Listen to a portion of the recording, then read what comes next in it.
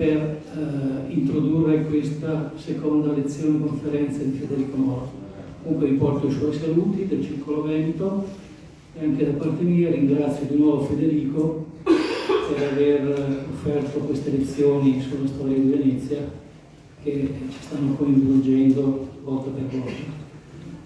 La volta scorsa Federico ci ha illustrato un momento cruciale del tragitto che la Repubblica ha compiuto nella sua espansione.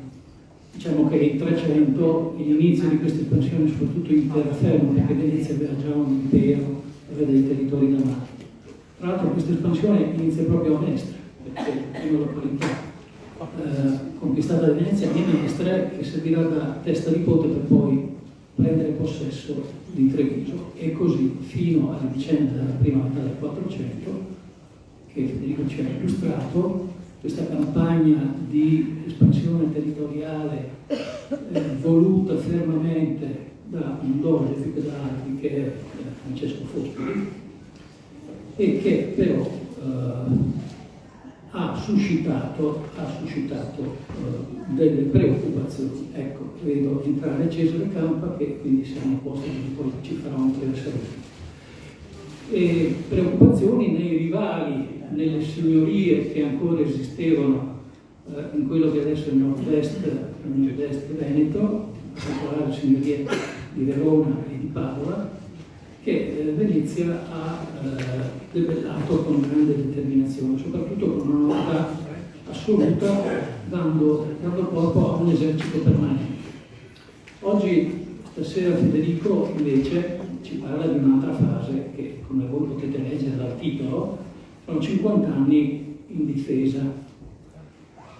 È un termine agonistico, no? Un po' calcistico, che mi piace molto, e vorrei collegarmi a questo usando un altro termine, cioè credo sì, c'è una difesa, perché se voi vedete la prima data, 1453, chi conosce un po' la storia di Venezia e del Mediterraneo sa che è l'anno in cui cade Costantinopoli, e quindi questo segna l'apparire sullo scenario mediterraneo di un rivale che sarà determinante nelle sorti di Venezia, cioè l'impero ottomano, di cui abbiamo parlato spesso anche durante le prime 3 conferenze che ho tenuto.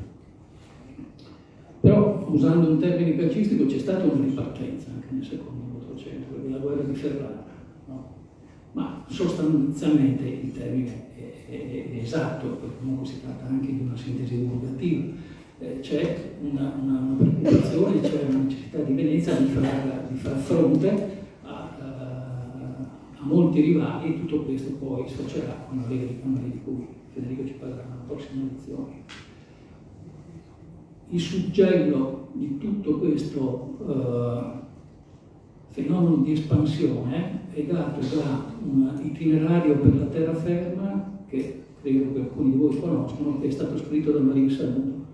Marin Saludo nel 1483, proprio negli anni della guerra di Ferrara, compie un giro dei nuovi possedimenti veneziani e li descrive. È molto giovane, 17 anni, non possiamo pretendere che dica chissà cosa, però diciamo l'itinerario di Marin Saludo è una presa d'atto, una presa di coscienza da parte del patriziato veneziano di possedere un nuovo territorio che porta anche notevoli ricchezze. Ed è il momento in cui proprio questi territori sviluppano nel patriziato veneziano e negli artisti il senso della natura, perché il possesso della terraferma, dei boschi, dei campi, dei fiumi, dei confini alpini, eccetera, pensate alle vedute di Giovanni Bellini o quella del Tiziano, sviluppano a Venezia il senso della natura.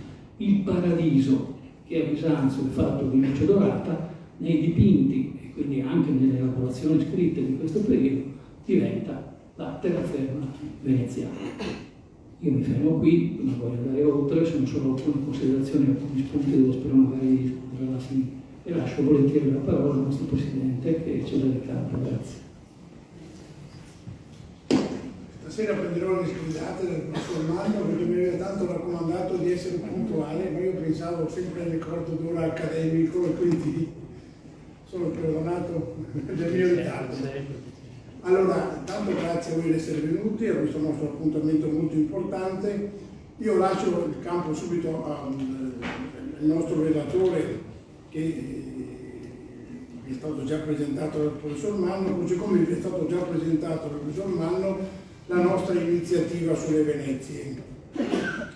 Io confidavo che poi il professor Manno potesse anche fare una piccola intervista con la giornalista, ve lo volevo mettere nel sito, 2 o 3, e lei dovrà andare via. L'ha già fatta? Ah, siete stati bravissimi, eccetera. Anche il nostro relatore? No, lui no. Ah, e quindi allora non la faremo l'ultima volta per lui. C'è l'altra lezione tua, mi sembra. Sì. C'è la terza lezione. Però mi pare che l'abbiamo fatta l'intervista.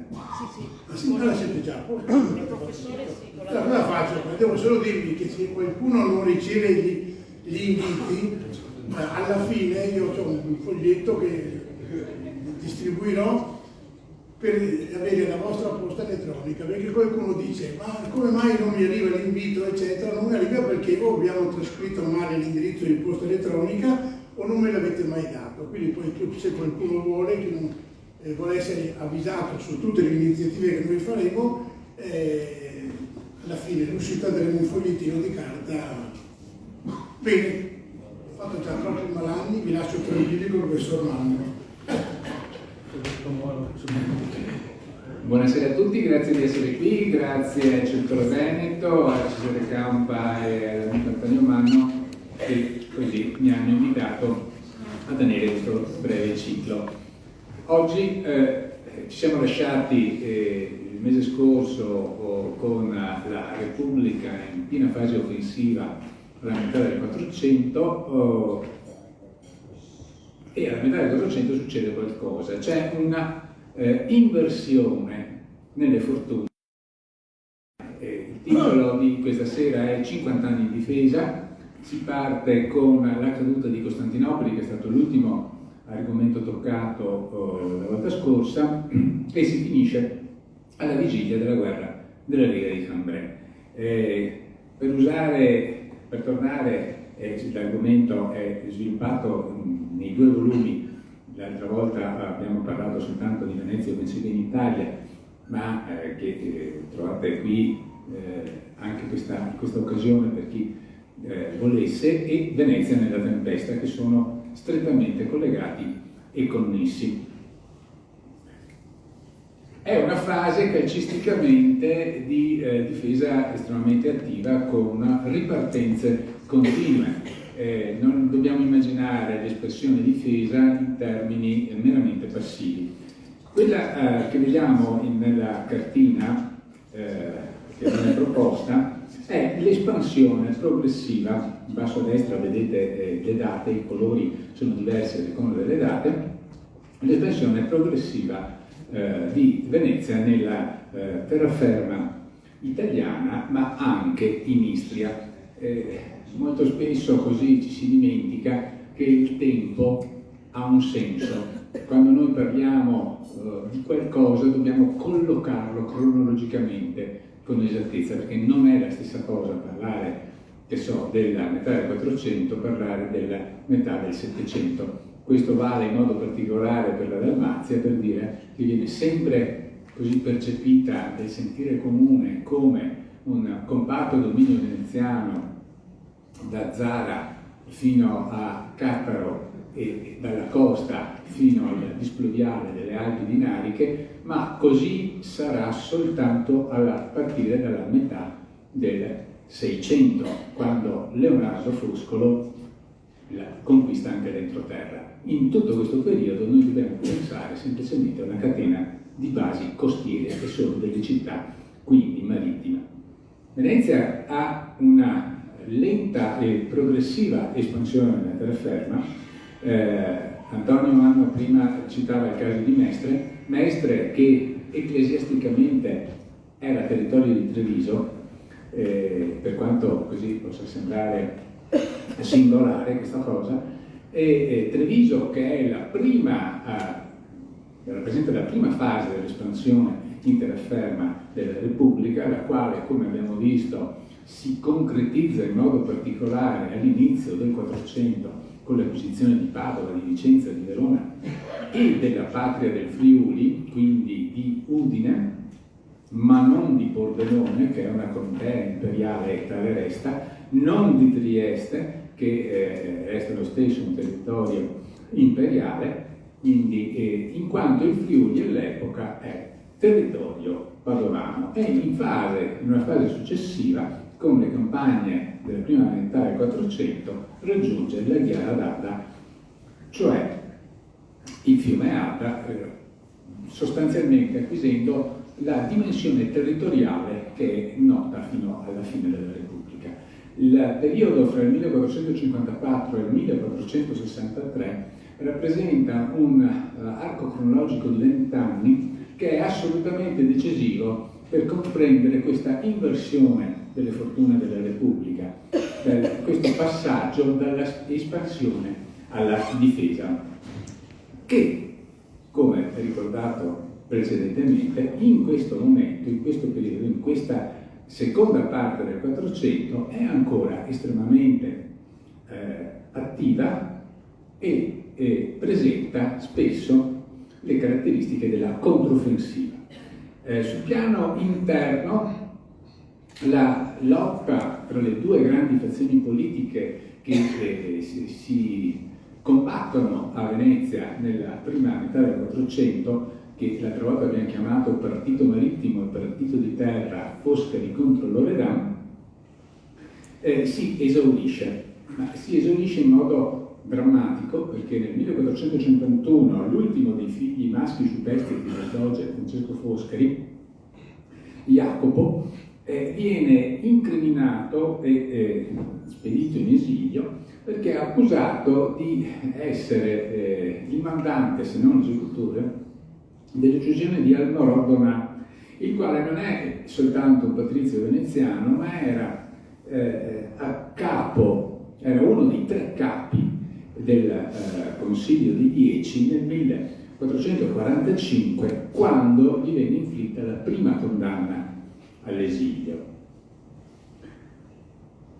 Il 29 maggio del 1453 cade Costantinopoli e immediatamente il Padishah Mehmed II, detto Fatih, conquistatore, Maometto II, utilizza le 2 fortezze, quella più antica trecentesca di Anadolu Hisari, che si trova all'imbocco del Bosforo, e quella nuovissima, bastionata e dotata di potentissimi cannoni di Rume di Hisari, per chiudere il Bosforo. Chiunque transita per il Bosforo deve pagare, sempre ammesso che lo lasciano passare.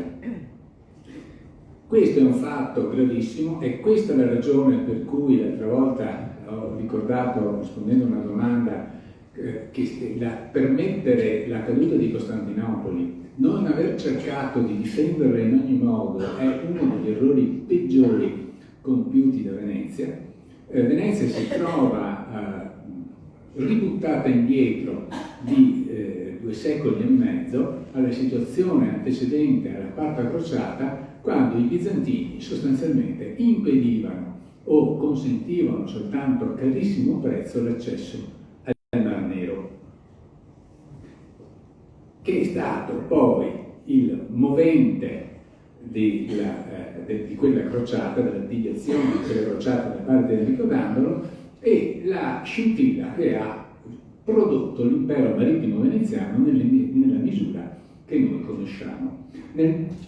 Siccome le cose non viaggiano mai da sole, nel 1456 Jacopo Foscari subisce l'esilio a Candia e il 12 gennaio muore del 1457, poco prima di ricevere la notizia che questo esilio gli è stato revocato. Il 19 ottobre però di quell'anno i 10, su iniziativa del capo del partito avverso, Jacopo Loredano, chiedono l'abdicazione di Francesco Foscari. Sono passati 34 anni dal momento in cui è stato eletto doge. Foscari nel corso di questi 34 anni ha più volte minacciato le dimissioni, è ormai decisamente anziano e malconcio, soprattutto è provato nell'anima, però in questa volta il doge rifiuta.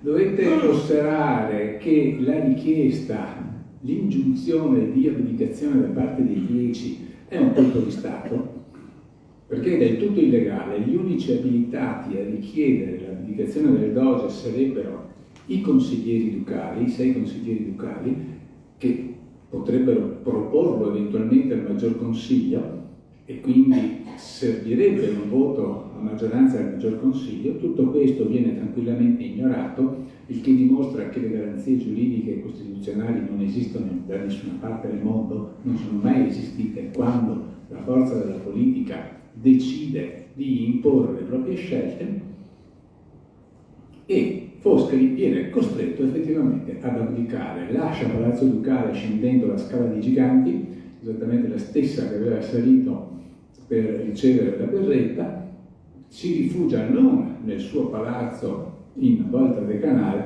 bensì a Santa Margherita, e lì muore il 1° novembre. Gli succede un personaggio insignificante, che è Pasquale Malipiero, ma è l'uomo di Loredano. Tutto questo avviene in un clima che potremmo definire di guerra civile, non perché in effetti per Cagli e Campielli si affrontino armi in pugno, ma perché la spaccatura all'interno della società veneziana è radicale e profonda e divide i due partiti in due fronti che non riescono a collaborare per il bene comune. Quella cioè che è stata sempre la caratteristica fondante della Repubblica, quello che l'ha differenziata, per esempio, rispetto a quell'esempio di Stato fallito che è Genova, dove più che di Stato dobbiamo parlare di una associazione temporanea di consorterie di interessi, che sono le famose MOUNE, e pronte a vendersi a chiunque alla prima occasione. Questa è la enorme differenza tra Genova e Venezia. Venezia invece ha sempre avuto uno spirito pubblico, un senso dell'interesse pubblico, la capacità della sua classe di governo nei momenti decisivi di trovare una unità sconosciuta altrove. Ma questa lunga e feroce contrapposizione tra i due partiti, che abbiamo così per semplicità definito dei Foscari e dei Loredano, impedisce ai veneziani di vedere che pericolo sta maturando a Occidente. Sono assorbiti dal Levante, ma abbiamo visto che sono assorbiti in maniera anche un po' distorta, visto che non difendono a oltranza Costantinopoli, e sono assorbiti dalle vicende italiane, senza riuscire a concluderle come abbiamo visto, ma intanto a Lisbona e in Portogallo un genialissimo principe che non diventerà mai re, Enrico il Navigatore, ha avviato una politica che sarà pluriennale, anzi pluridecennale, di esplorazione ed espansione marittima, che risulterà alla lunga fatale per le fortune veneziane. Io ho definito questo, ho dedicato un capitolo intero, piuttosto lungo e sostanzioso, in Venezia nella tempesta, a quello che chiamo l'aggiramento oceanico portoghese, perché di questo si tratta. E lo vedremo molto in dettaglio in seguito. Adesso però quello che preme sottolineare è come questo aggiramento oceanico portoghese comporta la perdita di centralità del Mediterraneo, che si combina con un altro fatto che avviene in quegli anni, il crollo della Pax Mongolica, che il grande impero mongolo garantiva, e consentendo alle carovaniere terrestri di essere esente dai pericoli. Quindi i grandi traffici che avvenivano lungo il circuito delle vie della seta, che sono marittime e sono terrestri, ma quelli terrestri sono importanti come quelli marittimi, forse anche di più, e che hanno trasformato il Mar Nero e la costa siro-palestinese in un unico, adesso userò una parola inglese, così sono alla moda, hub commerciale sono i terminali delle vie della seta, come le chiama nella fine dell'Ottocento un geografo tedesco, von Richthofen, che è l'inventore di questo termine. All'epoca nessuno si sognava di chiamarla via della seta, però tutti sapevano che esistevano. E come vedete in alto, queste vie arrivavano sia sulla costa mediterranea che su quella del Mar Nero. Quando noi pensiamo che a Venezia c'è il campo della Tana, dobbiamo chiederci questa Tana che cosa sia. È una città, è la greca Tainais sul Don, ed era il terminale principale della grande carovaniera che aggirava a settentrione il Mar Caspio partendo da Xi in Cina. Il crollo dell'impero mongolo è dovuto a diversi fattori. Il principale è l'attacco che gli viene portato da un turco di nome Timurlenk, cioè Tamerlano, alla fine del 300, dopodiché il Khanato dell'Orda d'Oro si frantuma, viene sottoposto a ripetuti frazionamenti, il clima di insicurezza porta al progressivo inaridimento delle vie commerciali terrestri. Questo è importante perché le vie commerciali terrestri ovviamente rappresentavano una valida alternativa a quelle marittime. Il momento, cogliere l'attimo, saper sfruttare il momento favorevole. Venezia l'ha avuto nella prima metà del 400. Quando il 29 maggio del 1416, come raccontato in Venezia Offensiva in Italia, Pietro Loredan disintegra la flotta turca a Gallipoli. Sarebbe stato un momento magnifico per impedire agli ottomani di passare il Bosforo e di creare le due entità di Rumelia, cioè della penisola balcanica, e di Anatolia, che saldandosi poi con la conquista di Costantinopoli creeranno un blocco unico. Di nuovo la caduta di Costantinopoli, ma poi abbiamo che scoppia la prima guerra veneto-ottomana o turco-veneziana, come si vuol dire, nel 1463. Non è una guerra di poco conto, dura la bellezza di 16 anni, si conclude soltanto nel gennaio del 1479, e Venezia ottiene a ripetizione dei grandi successi. Questi successi sono dovuti a due fattori. Innanzitutto alla sua supremazia navale. Noi dobbiamo partire dall'idea che Venezia all'epoca è la superpotenza navale del mondo. La sua supremazia sul mare è tale che non ha rivali, men che meno possono esserlo i turco-ottomani, i quali non possiedono ancora una vera flotta e comunque sono superati in ogni frangente situazione.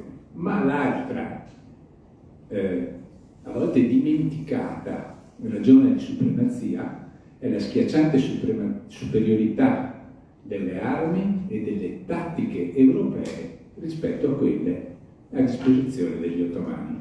Lo dimostra proprio questo luogo, è l'Acropoli di Corinto,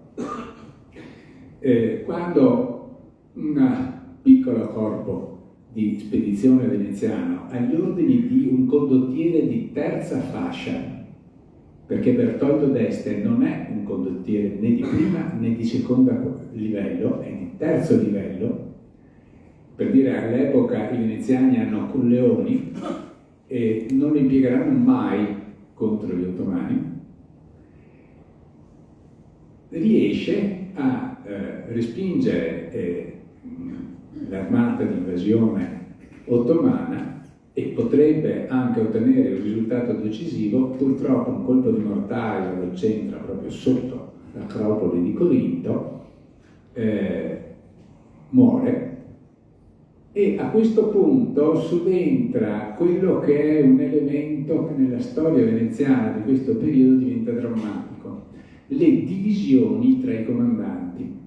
Il capitano Gerardo Damar, a cui viene affidato anche, che ha sempre a Venezia la responsabilità anche di fronti terrestri, decide di abbandonare Corinto, di abbandonare Argo e di ripiegare su Nauplia, ovvero Napoli di Romania, perdendo così l'occasione di ottenere una vittoria assolutamente decisiva. Di fronte però hanno quello che è effettivamente un geniale stratega, dalla chiarissima visione geopolitica, dalla capacità di concentrare le forze sul baricentro dello scontro e di utilizzare l'unico vero asso che gli ottomani hanno in mano, la superiorità numerica, per allargare il fronte e dividere le forze avversarie. Ne sono un esempio perfetto le incursioni in Friuli, che non rappresentano un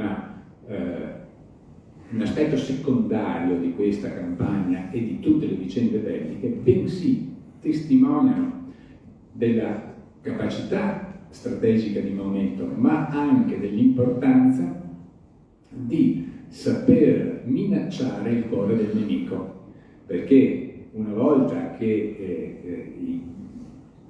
gli ottomani, e dico ottomani perché i turchi etnici sono pochissimi, in modo particolare nel caso del Friuli, le masse della cavalleria leggera che eseguono queste grandi manovre, queste grandi incursioni, che sono chiamate Akinji, in realtà sono per lo più formate da alleati cristiani, serbi, romeni, moldavi, e i turchi etnici, però anche gli stessi musulmani, rappresentano una minoranza. Questa è una cosa che è bene che focalizziamo.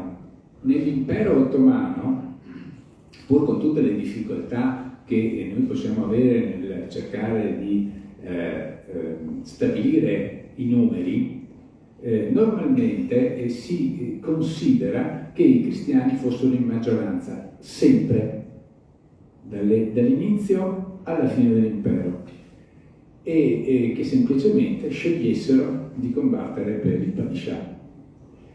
D'altronde è noto che delle 4 grandi famiglie dell'aristocrazia militare ottomana, ben 3 erano di origine cristiana e 2 erano greche e una era slava bulgara, e soltanto la 4ª era di origine di estrazione turca.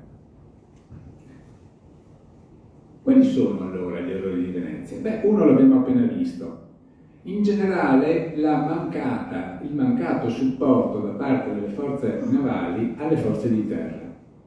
Soprattutto per quanto riguarda la flotta non c'è un uso strategico del suo utilizzo. Conseguenza, una dispersione delle forze su un mare che è abbastanza ristretto come l'Egeo, però in realtà è di difficile navigazione a causa di una sua particolarità, che è la presenza del Meltemi, nome turco per una serie di venti che vengono anche chiamati etesiani, che rendono spesso difficile, se non impossibile, la navigazione in questo periodo, specialmente per navi lunghe e a remi. Chi è stato in Grecia sa che normalmente il Meltemi su un'isola ce lo si becca 3 giorni alla settimana, 2 giorni alla settimana d'estate, che è l'unica stagione in cui si può all'epoca navigare. In sostanza Venezia non cerca la vittoria, disperdendo le sue risorse in 1000 rivoli. Nel 1463, appena iniziata la guerra con gli ottomani, organizza una grande spedizione guidata per terra da un condottiero, questo sì di prima fascia, che è Antonio da Marsciano, contro Trieste. È una campagna molto dispendiosa in termini di uomini, di mezzi e anche finanziariamente parlando, che sarebbe molto bene che venissero concentrati altrove e che si conclude con un nulla di fatto. Avvia, e questo è l'unico aspetto positivo, delle faticose trattative con i nemici giurati di Maometto II, e cioè altri turchi detti del Montone Bianco, guidati da un capo carismatico, Uzun Hasan, i quali hanno tutta l'intenzione di attaccare alle spalle gli ottomani in Anatolia. Si trovano stanziati nella parte est dell'Anatolia, in Siria, in quella che oggi viene definito, in quello che oggi viene chiamato Kurdistan. Però è anche vero che prima riusciranno i veneziani a ottenere da Usuna Hassan questo attacco alle spalle, ma avverrà molto tardi e soprattutto senza fornirgli quelle armi moderne. Non so se questa cosa così vi solleva qualche pensiero rispetto alla cronaca contemporanea. Usuna Hassan richiede a Venezia cannoni, archibugi e munizioni. La storia tende sempre a ripetersi, no? C'è sempre chi chiede all'Occidente queste forniture.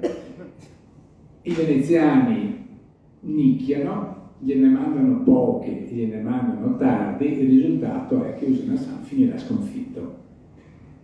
Nel 1467, non paghi di aver già disperso le loro forze un po' dovunque, finanziano, organizzano e sono dietro a Colleoni nella sua impresa contro Firenze, che si esaurisce nella battaglia della Molinella, che è sostanzialmente una sconfitta. Nel 1470 cade Negroponte, l'isola di Eubea, uno scalo essenziale nella rotta del Levante, e accade il famoso episodio di Paolo Erizzo che viene segato in due.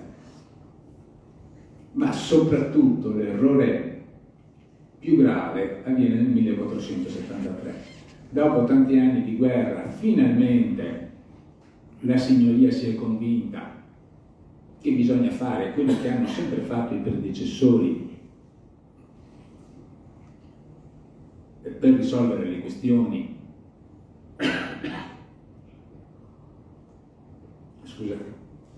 Per risolvere le questioni negli stretti,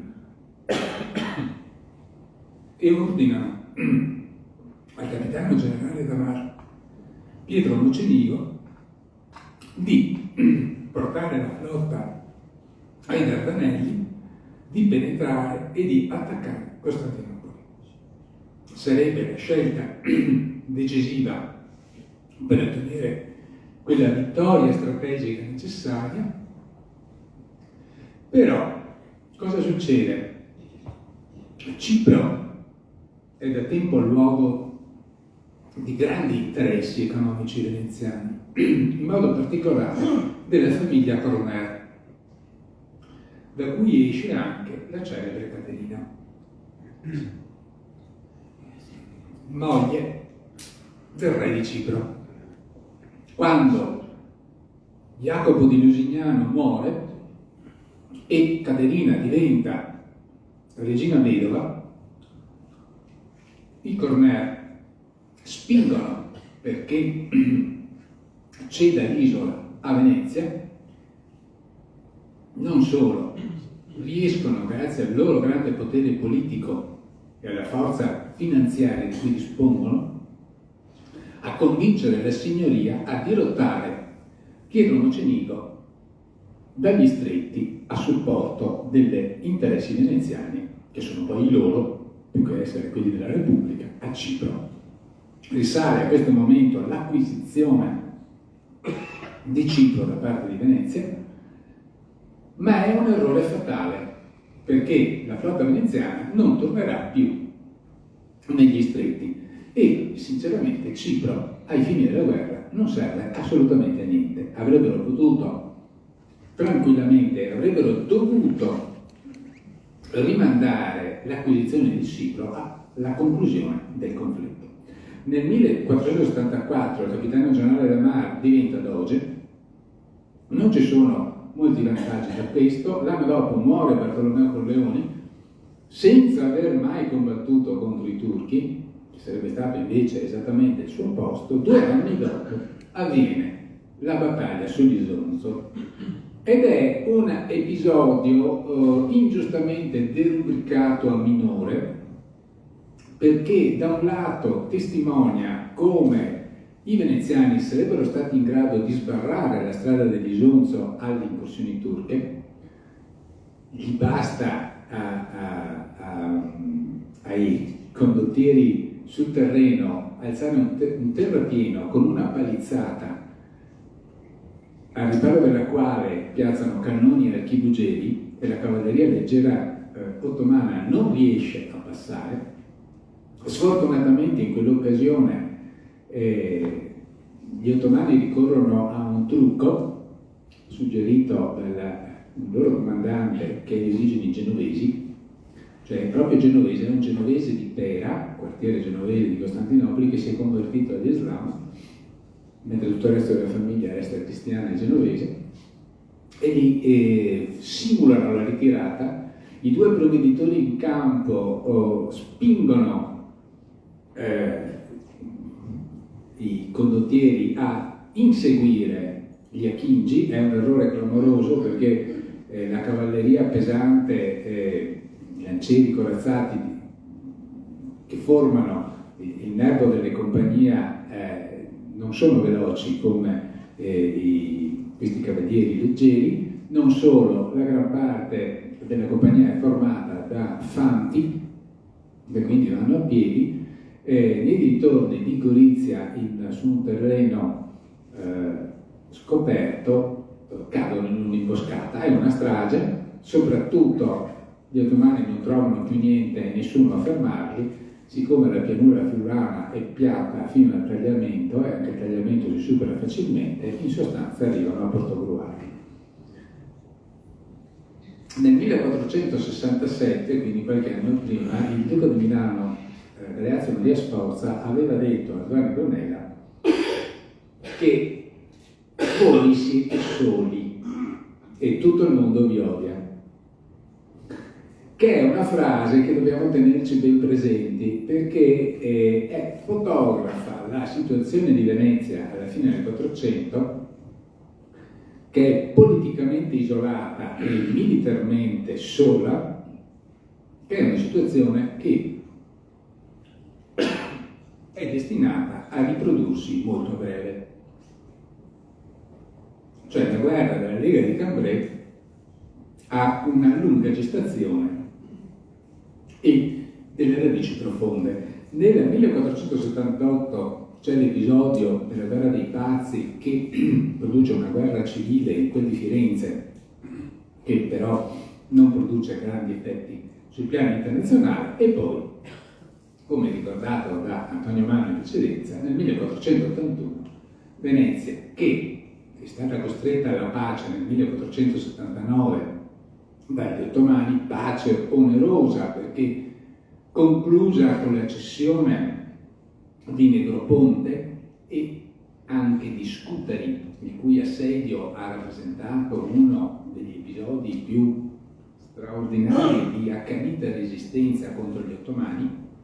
Scutari, che si trova sì al limite dell'omonimo lago, ma tramite il fiume Boiana è collegata al mare, e questo permetteva alle navi veneziane, la cui superiorità rispetto a qualunque avversario risalta ancora di più, di rifornire la città assediata risalendo il fiume, che non è il Mississippi o il Rio delle Amazzoni, ma insomma questo rende ancora più notevole l'impresa logistica dei veneziani. Nel 1481 Venezia attacca Ferrara. Perché lo fa? Perché l'oggetto del contendere è il Polesine e il Basso Rosso del Po. Il controllo della navigazione sul Po, che è oggetto del contendere tra estensi e veneziani da sempre. Il Polesine in quel momento è nominalmente estense, ma in realtà in mano veneziana, ma soprattutto Venezia vuole liquidare per sempre questo avversario così pericoloso nei pressi del delta del Po. Teniamo presente che la geografia dell'epoca è molto diversa rispetto all'attuale. Ferrara è una città che ha un porto.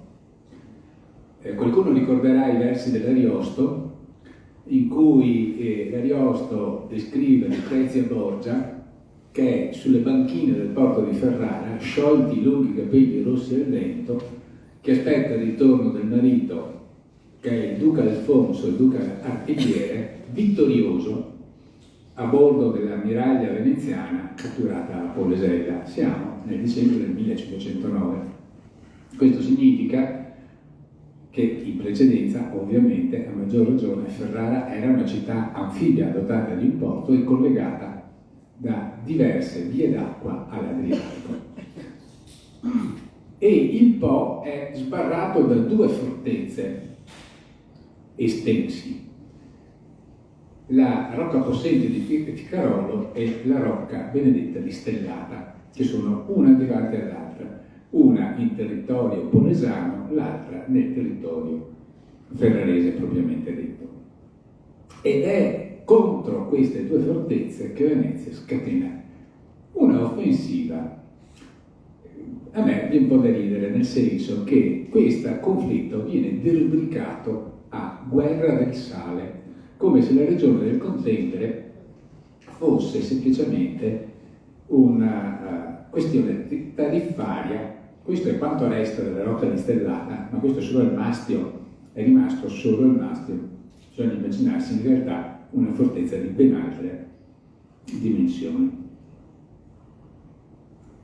E questo fosse il motivo, e secondo questi osservatori sarebbe il motivo sufficiente per cui Venezia organizza questo tipo di attacco. Ingaggia Roberto di San Severino, che è il più costoso condottiero dell'epoca, gli affida 16.000 lancieri corazzati, più tutti i genieri, i fanti, gli zappatori che sono necessari per lanciare la fascinata, vale a dire un ponte di fascine tra l'Adige e il Po, per far transitare sopra tutta l'armata, compresa l'artiglieria, le munizioni, i rifornimenti, tutto ciò che serve per arrivare dalle parti di Ostiglia, attaccare Bergantino, Melara e arrivare fino a Ficarolo. Mentre in contemporanea al capitano del Po, si chiama Damiano Mauro, affida 187 unità. È la più grande flotta che Venezia metterà mai in campo in tutta la sua storia. Non saranno tutte navi, ovviamente, però resta una quantità veramente cospicua. Gli fa imboccare il Po alla bocca di Fornaci, risalire tutto il Po perché deve congiungersi a San Severino, a Ficarolo. Obiettivo è il canale, il ramo del Po, che da Ficarolo e Stellata conduce a Ferrara.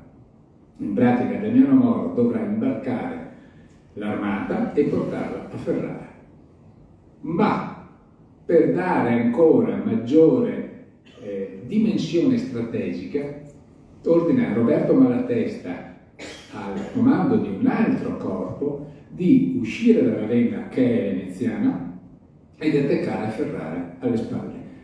Per completare la faccenda, siccome Ferrara gode del supporto di tutti gli altri stati italiani, quindi è una situazione a Venezia contro tutti che si ripete, spedisce il capitano generale D'Amato la flotta d'altura in Puglia per conquistare tutti i porti pugliesi e tenere distante il re di Napoli. Non è che esattamente una cosa di questo tipo sia una guerricciola tariffaria, quasi la Guardia di Finanza dell'epoca fosse stata messa in campo perché gli altri non pagavano i diritti di passaggio. È l'ultima grande guerra combattuta esclusivamente da italiani in Italia ed è uno sforzo enorme che la Repubblica fa e che infatti pagherà molto caro dal punto di vista finanziario e che nasce dal desiderio di rivalsa che la sconfitta contro gli ottomani ha prodotto e il desiderio di invertire con una controffensiva quello che stanno percependo a Venezia come una deriva negativa. Si rendono conto che tutti i loro sforzi degli ultimi 20 anni sono andati dispersi. Non sono riusciti a conquistare Milano, non sono riusciti ad acquisire Cremona, non sono riusciti a mantenere lo Stato d'Amar, hanno perso Costantinopoli, hanno perso il Mar Nero, devono reagire e scelgono Ferrara per farlo. Non è una cosa da poco, nel 1482 Bertolso Lanza, questa è una cosa così che passa, a volte ci si dimentica, conquista in serie tutti i porti pugliesi, anche Taranto che dopo restituisce, e questi porti resteranno veneziani, dando origine alla Puglia Veneta fino alla guerra della Lega di Cambrai. I 3 anni di conflitto ferocissimo non porteranno però ai risultati conseguiti, anche se consegnano ai veneziani i porti pugliesi e quella che io chiamo sempre la porta girevole d'Italia, e cioè la Romagna. Il possesso della Romagna è di fondamentale importanza per chiunque, perché è da lì che si raggiunge Firenze, si raggiunge Roma e si raggiunge Napoli. È la via principale, il controllo della Romagna è quindi essenziale per chiunque aspiri all'egemonia in Italia. È un risultato, diciamo, abbastanza soddisfacente, anche se non è quello che i veneziani si aspettavano e al quale miravano, ma è una vittoria che porta frutti avvelenati, perché convince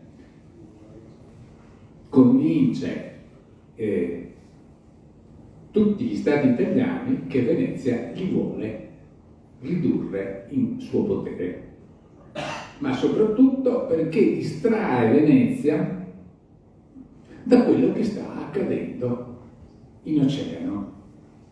Noi nel 1494, quando Carlo VIII, re di Francia, scende in Italia, sostanzialmente sfrutta le rivalità tra gli stati italiani, che in sostanza si riducono alla lotta di tutti gli stati italiani contro Venezia.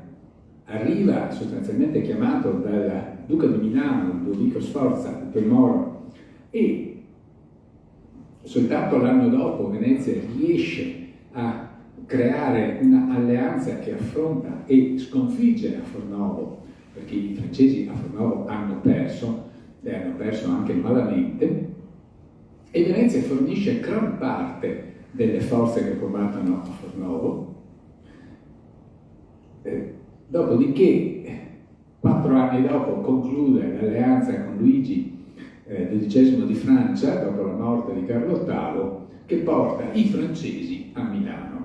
E da questo momento le cose cambieranno, anche perché questa è la miccia che scatena la seconda guerra veneto-ottomana. Ma attenzione, guardiamo la parte blu di questa scheda, perché intanto, mentre i veneziani sono impegnati in tutte queste cose, accadono degli altri eventi che stanno per rivelarsi fatali. Nel 1478 il portoghese Bartolomeu Diaz, detta la spagnola, o Bartolomeu Diaz, arriva al Capo di Buona Speranza.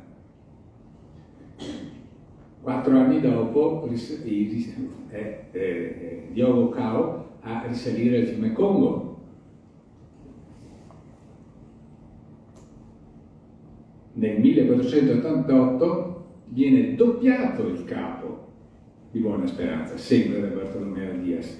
Nel 1492 Colombo arriva in America, ma ben peggio, 3 anni dopo 2 portoghesi arrivano in India, uno per via di terra e uno per via di mare, e ritornano dimostrando che ci si può arrivare. E il 20 maggio del 1498, la cosa peggiore, Vasco da Gama getta l'ancora in India, aprendo la via sud-atlantica. E mentre lui torna indietro con una fortuna colossale in spezie, che ripaga i portoghesi di tutti gli investimenti fatti, solo il viaggio di ritorno di Vasco da Gama copre tutte le spese sostenute dai portoghesi fino a quel momento per alimentare questi viaggi di esplorazione, e non costavano poco. Venezia conclude l'alleanza con la Francia sulla base della cessione di Cremona. Non è proprio uno scambio interessante, ma soprattutto perché espone Venezia alla seconda guerra contro gli ottomani, e questa volta accade quello che nessuno pensava possibile.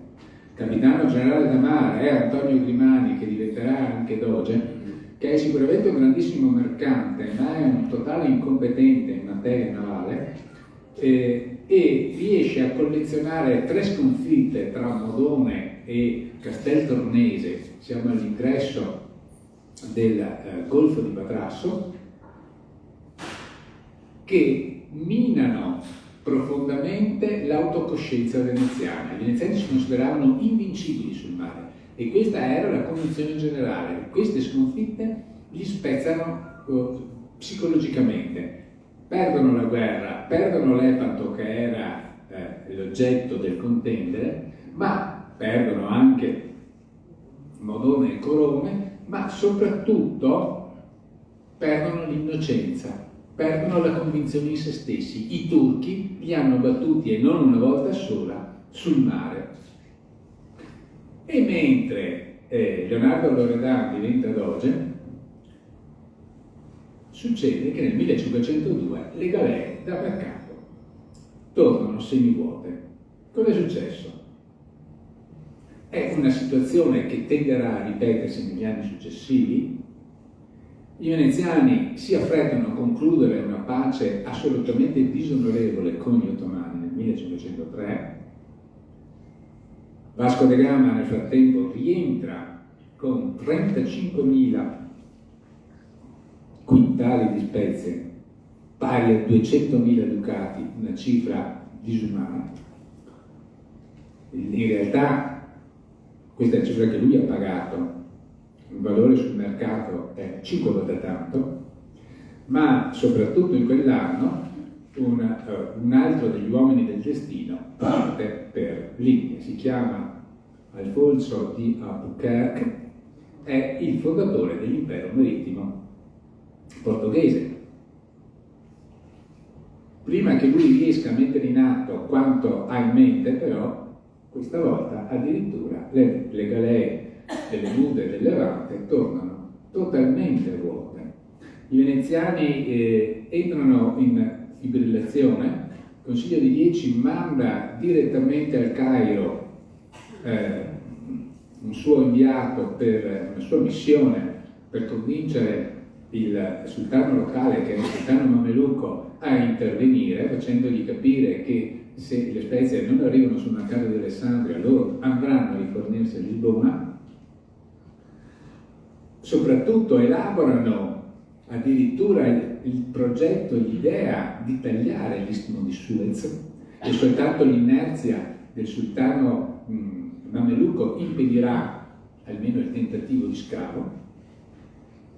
Intanto Albuquerque è tornato indietro, è tornato a Lisbona, si fa dare uno squadrone di galeoni, riparte e nel 1506 installa una prima squadra navale nell'arcipelago di Socotra, dove è davanti a Aden, blocca l'accesso al Mar Rosso.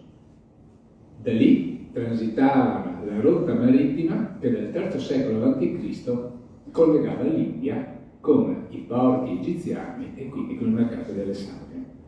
Non parlo di questo, si spostano un pochino più a nord-est e un secondo squadrone navale viene piazzato a Ormuz. Ormuz blocca così il Golfo Persico o Arabico.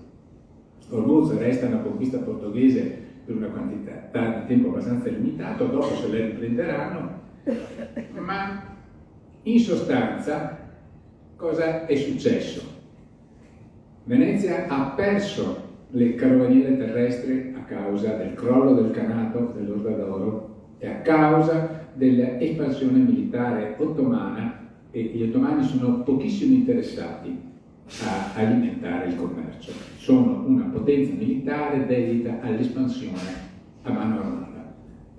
Quindi non hanno sensibilità per questa, considerano il commercio un'attività inferiore e questo li segnerà per sempre. I portoghesi però fanno ben di peggio, tagliano le rotte marittime ed è un esempio perfetto di come la strategia determini l'economia. Noi ci siamo abituati a credere che l'economia sia sempre un motore autonomo, autosufficiente, che indirizza le scelte politiche. Non è sempre così, anzi molto spesso è vero il contrario, e noi lo stiamo vedendo adesso, dal momento in cui è cominciata la guerra in Ucraina. Sono le scelte strategiche a determinare l'indirizzo dell'economia e l'economia che segue gli eventi. L'errore strategico Venezia l'ha compiuto un secolo prima, quando Primo Davids, re del Portogallo, firma la pace con la Castiglia e da quel momento dirotta uomini e mezzi verso l'esplorazione oceanica, grazie all'intuito geniale di questo principe ricco navigatore, il quale non sarà mai re, ma è probabilmente l'uomo più importante della storia del Portogallo.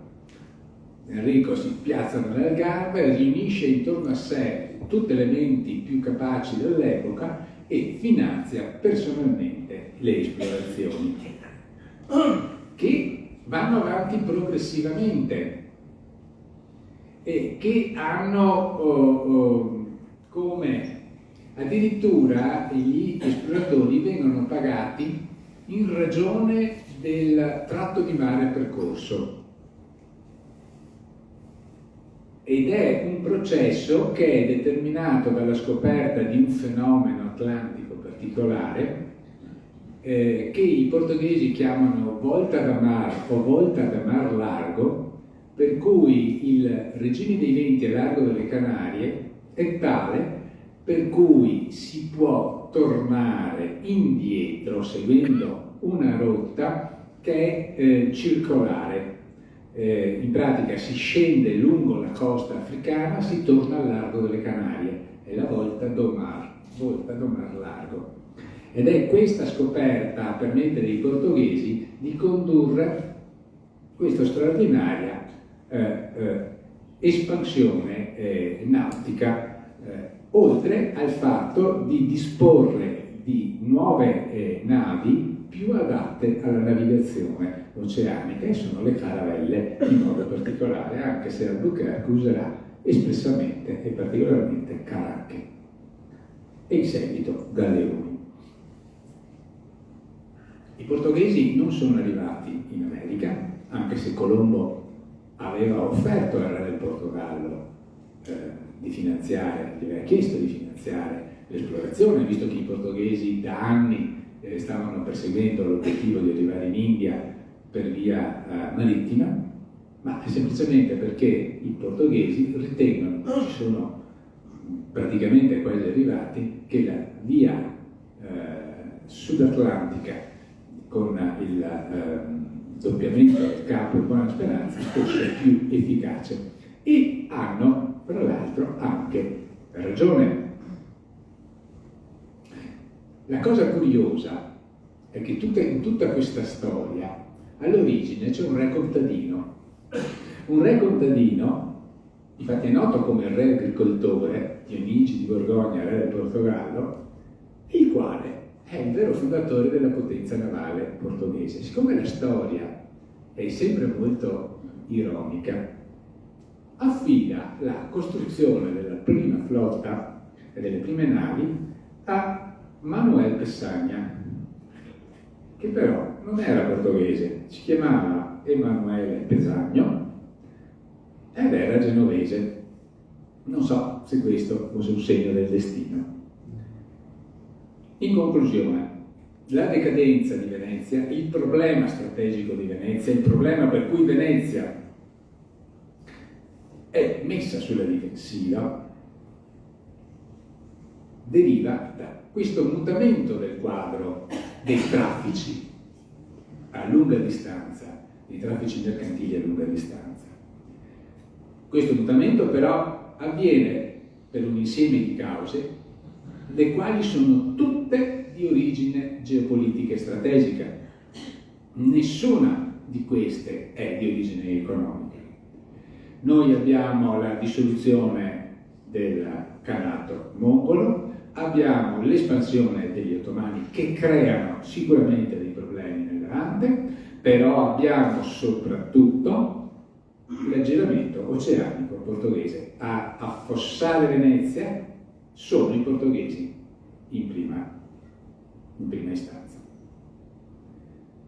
Gli ottomani si accorgeranno presto di aver commesso un gravissimo errore, cercheranno di liberare entrambe le rotte, quella del Mar Rosso e quella del Golfo Arabico, ingaggeranno furiose battaglie navali contro i portoghesi. Sarà l'occasione in cui per la prima e unica volta vedremo i veneziani finanziare gli ottomani e offrirsi di fornire una flotta, consci che la vittoria degli ottomani sarebbe stata di vitale importanza. Gli ottomani rifiuteranno e il mal gliene incolse. È anche vero che attorno alla metà del XVI secolo i traffici sui mercati tradizionali, in modo particolare Aleppo e Alessandria, tornano a livelli pre-crisi. Però perché? Perché intanto il grosso del traffico ha preso la via di Lisbona e Anversa. E non è, mentre prima i mercati di Aleppo e Alessandria assorbivano il 100%, poniamo il 90%, lasciando un 10% ai mercati del Mar Nero, del traffico globale, mondiale, ora è semplicemente una frazione, per cui bisogna stare attenti. Molti hanno letto in questa ripresa del traffico siro-palestinese e egiziano un segno che in fondo non era successo niente di grave, invece qualcosa di grave è successo e di irreversibile. L'economia mondiale ha preso un'altra strada e ha preso la strada atlantica, e tra poco, siamo ormai arrivati nel 1508, la tempesta sarà anche militare, ma questo lo vedremo la prossima volta. Grazie dell'attenzione.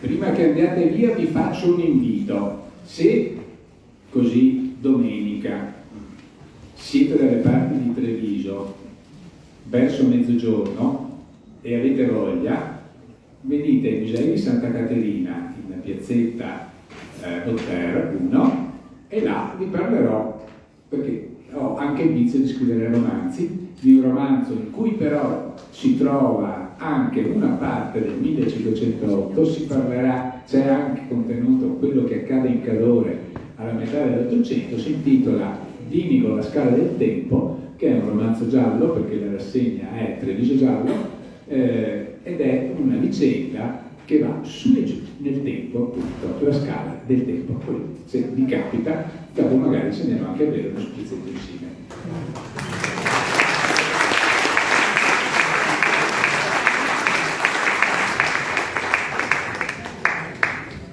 Grazie ancora. Dopodiché, come vedete, Venezia nella tempesta è qui che vi aspetta. E se qualcuno è interessato ad acquistare uno dei libri di Federico, può venire qua al tavolo. E grazie ancora Federico per averci raccontato una Venezia in un contesto geopolitico vastissimo, perché siamo andati a cogliere le problematiche che hanno portato la Serenissima a un declino ma molto lento, ma che comunque vede. Scusa Antonio se ti interrompo, perché qui è presente anche quello che io considero esteticamente il mio libro più bello, che è Il labirinto ducale, che è una guida di Palazzo Ducale, che ha delle fotografie di Mark Smith assolutamente spettacolari e sono soprattutto tutte virate in argento, che è una cosa straordinaria, e ha la particolarità di essere stato stampato con una carta che non sgualcisce. Ha avuto un costo. Ce l'hanno qui, ce l'hanno qui, ma è un libro per appassionati bibliofili, al di là del contenuto che non discuto, ma la forma, è un libro che oggi non si stampa più. Scusa se ti interrompo. No, invito tutti a guardare questi libri e magari ad acquistarli. E vi ricordo anche l'invito fatto dal nostro Presidente a lasciare, se siete interessati a ricevere i nostri avvisi, la vostra email, e abbiamo il tempo per una o due domande, se ci sono. Posso? Prego. Sì. Intanto faccio complimenti al professor Moro, è veramente interessante oggi questo incontro. La mia domanda è questa, allora noi abbiamo parlato di Trieste, Gorizia e la Romagna. Ci sono stati così 3 territori passati brevemente attraverso il dominio veneziano. Qual è stata l'importanza e il ruolo di questi 3 territori durante questi anni per la Repubblica Venezia? Allora, forse non so se avete sentito, mi è stata chiesta l'importanza di Trieste, la Romagna e Gorizia in questo periodo, l'importanza per Venezia. La Romagna è appunto la porta d'Italia, è uno dei sogni della politica veneziana acquisire il controllo, tanto è vero che si è già a metà del 400 ha acquisito Ravenna, dopo acquisirà anche Rimini, Forlì, Faenza e via dicendo. La Romagna poi è centrale anche per un'altra ragione di cui ci si dimentica: fornisce i migliori soldati d'Italia. In un momento in cui il reclutamento mercenario è di vitale importanza per riuscire a mettere in campo degli eserciti, riuscire ad attingere direttamente al reclutamento romagnolo è fondamentale. Ad Agnadello, per dire, buona parte della fanteria veneziana è composta da romagnoli. Nando da Brisighella sarà il capitano generale delle fanterie veneziane durante la prima fase della guerra di Cambrai, e sono soldati di una qualità eccezionale. In quanto a Trieste, ha sempre rappresentato un vulnus per Venezia. Per un brevissimo periodo riesce anche a conquistarla, ma è una rivale.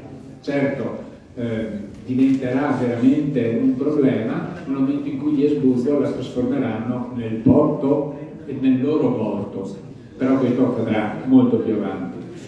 Mentre Gorizia sarebbe fondamentale per chiudere la soglia di Gorizia, cioè perché il Friuli è indifeso, se non è difeso dalle montagne. L'unico punto in cui si può penetrare è proprio quel tratto del Basso Isonzo che è attorno a Gorizia, la contea di Gorizia.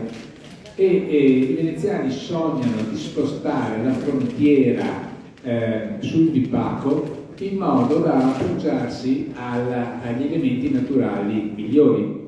Non ci riusciranno se non nel 1508 brevemente, e cercheranno di rimediare costruendo la fortezza di Gradisca e creando un sistema trincerato. A un certo punto chiameranno anche Leonardo da Vinci per suggerire una qualche soluzione ingegneristica per cercare di sbarrare il basso corso dell'Isonzo, ma resta un problema irrisolto, e in effetti nella metà del Cinquecento costruiranno la fortezza di Palmanova per sbarrare invece l'accesso al basso corso del tagliamento. Strategicamente però non riusciranno mai a trovare la soluzione giusta. Sarebbe essere arrivati da Odissina praticamente, perché lì le montagne, è solo il Vipaco che passa, il Isonzo, insomma è un punto molto facile da controllare, da fortificare. Grazie. Prego. Abbiamo uno spazio per una domanda breve. Qualcuno si fa coraggio? Professore Mendolaggi?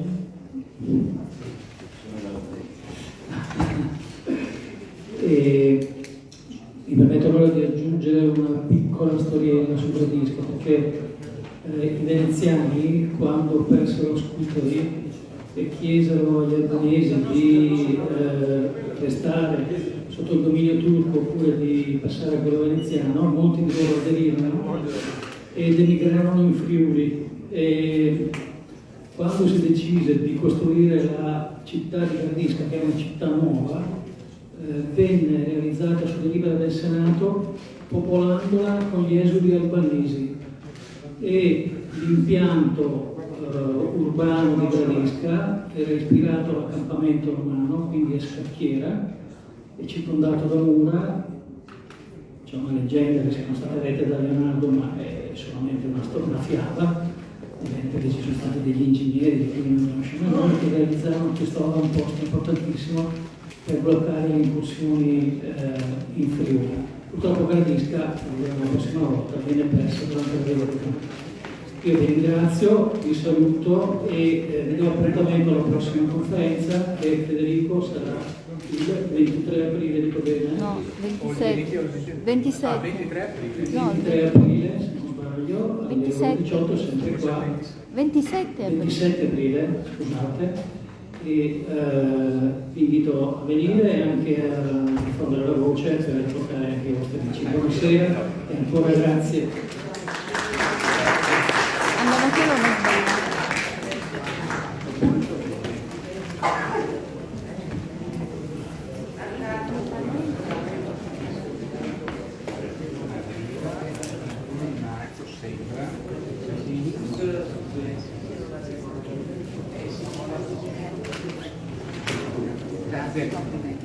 sbagliato.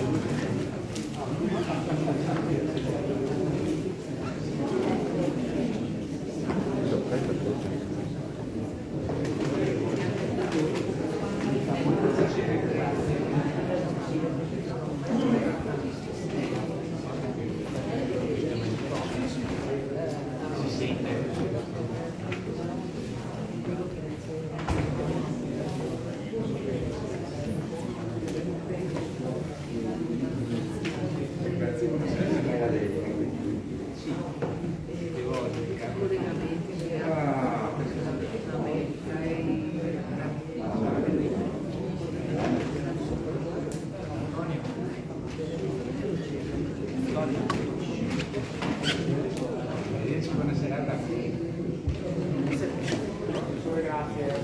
Grazie. Molto volentieri, grazie. Professore, ci sentiamo prossimamente. Quando vuole, speriamo di fare una nuova giusta. Grazie. La prossima settimana la chiamo, ci vediamo io ho ricevuto, sì, tutto pronto. Mancava solo la fotografia, ho fatto la presentazione alla Grazie. Vittorio Veneto. Ragazzi, sappiamo parlare di grafiche, si sono portato anche un po' di originale, le matrici, le fotocopie, poi ho fatto una versione. I ragazzi si sono anche fermati, finivamo a mezzogiorno.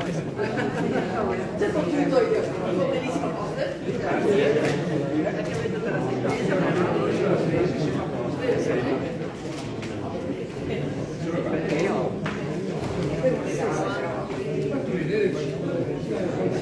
lavoro, ho visto la prima conferenza.